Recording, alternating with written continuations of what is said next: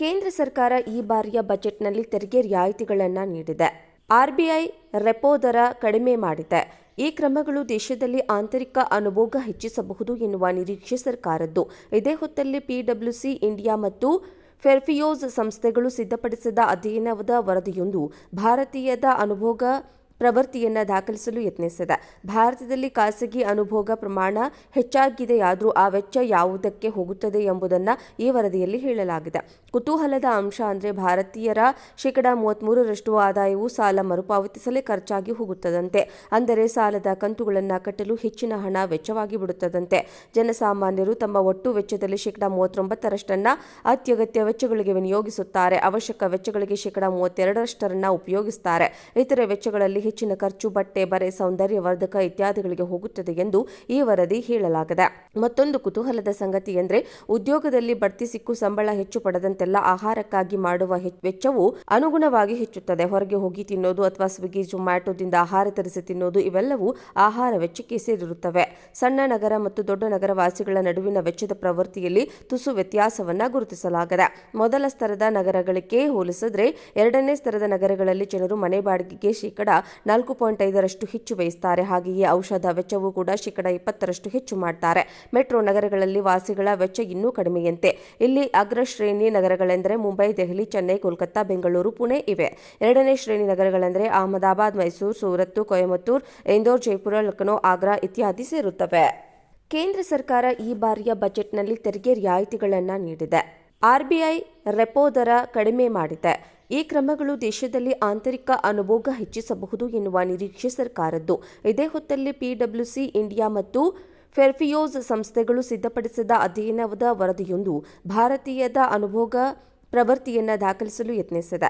ಭಾರತದಲ್ಲಿ ಖಾಸಗಿ ಅನುಭೋಗ ಪ್ರಮಾಣ ಹೆಚ್ಚಾಗಿದೆಯಾದರೂ ಆ ವೆಚ್ಚ ಯಾವುದಕ್ಕೆ ಹೋಗುತ್ತದೆ ಎಂಬುದನ್ನು ಈ ವರದಿಯಲ್ಲಿ ಹೇಳಲಾಗಿದೆ.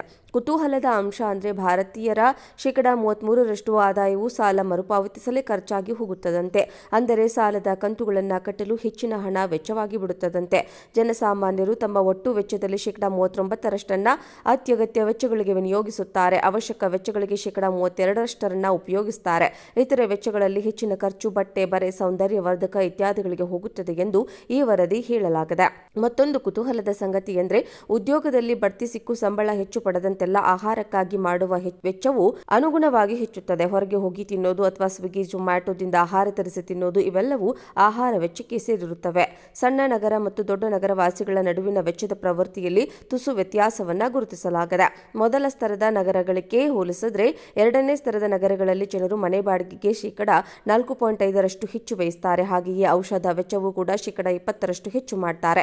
ಮೆಟ್ರೋ ನಗರಗಳಲ್ಲಿ ವಾಸಿಗಳ ವೆಚ್ಚ ಇನ್ನೂ ಕಡಿಮೆಯಂತೆ. ಇಲ್ಲಿ ಅಗ್ರ ಶ್ರೇಣಿ ನಗರಗಳೆಂದರೆ ಮುಂಬೈ, ದೆಹಲಿ, ಚೆನ್ನೈ, ಕೋಲ್ಕತ್ತಾ, ಬೆಂಗಳೂರು, ಪುಣೆ ಇವೆ.